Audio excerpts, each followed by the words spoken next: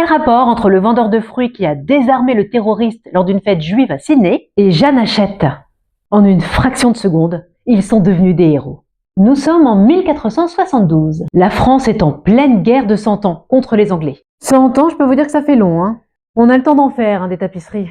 Le roi de France, Louis XI, essaie comme il peut d'unifier et de renforcer le royaume de France pour tenir tête aux Anglais. Mais attention, on a un dissident dans l'histoire, Charles le Téméraire, un bourguignon qui contrôle de vastes territoires en France et en Europe. Lui, il veut créer un royaume indépendant.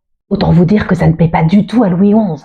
Charles le Téméraire décide d'attaquer Beauvais, une ville stratégique. On n'avait pas d'armée pour défendre la ville, mais on avait une sacrée dose de courage. Les soldats bourguignons essaient d'escalader les remparts. C'est ici que Jeanne Hachette entre dans l'histoire.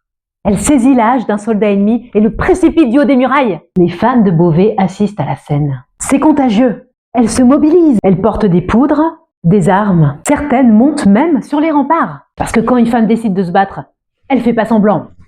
Allez les filles! Résultat, Charles le Téméraire lève le siège. En reconnaissance, le roi Louis XI accorde des privilèges aux femmes de Beauvais, notamment celui de marcher en tête des processions et d'être honorées chaque année. Et oui, même au Moyen-Âge, il faut savoir reconnaître le girl power. Si tu connaissais Jeanne Hachette, mets un cœur. Si tu ne connaissais pas, mets un like. Si tu veux que je parle d'autres femmes dans mes vidéos, dis-le moi en commentaire. Et pour ne rien louper, n'oublie pas de t'abonner. I wanna be